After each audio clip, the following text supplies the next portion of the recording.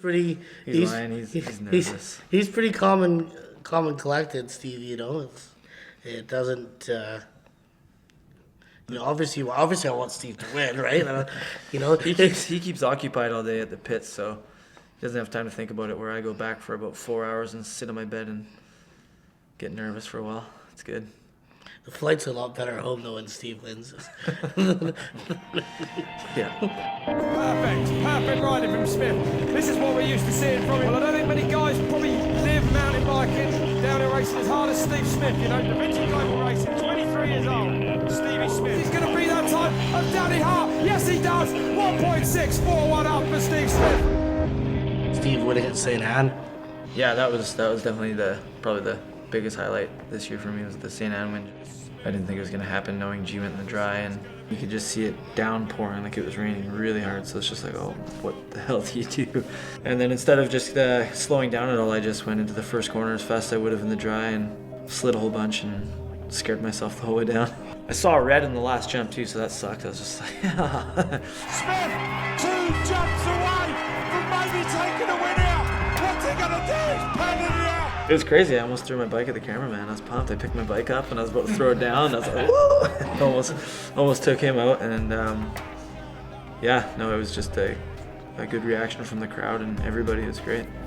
Can he get the win out here today in the running for King of Crankworks? The event doesn't feel as serious as a World Cup, but it's still pretty damn cool. You think about all the people in Heckler's Rock and all the amount of fans there. It's still pretty important to win this. And people are taking it seriously. Like you look at. Yeah, you take it seriously, but you just don't. It doesn't have. It has a bunch of people walking around having a good time compared to where World Cup is just the pits and people focus on the race. So. Here comes Steve Smith going for the three-peat. Steve Smith, he's pedaling fast over the last kicker. Rubber side down, bouncing across the line. First place, 2:47.81.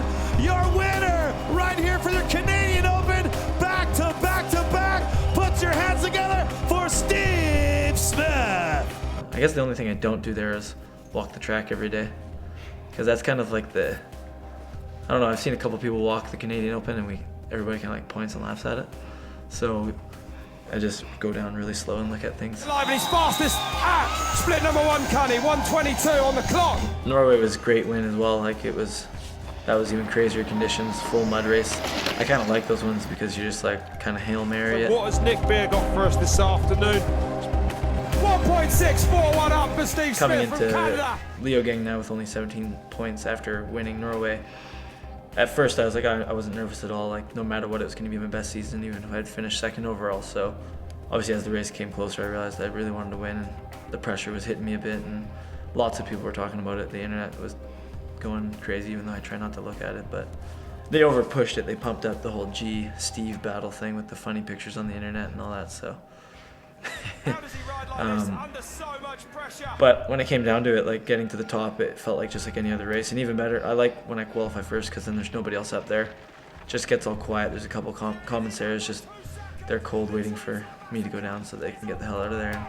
Stevie Smith attacks. Here he comes. Oh, look at that time. 1.3 up. Stevie Smith is your 2013 UCI Mountain Bike World Cup. And first there, knowing all I had to do was beat G, it was just to get the overall was, yeah, pretty undescribable. Basically a dream. It felt like it was, yeah, through the bike for sure.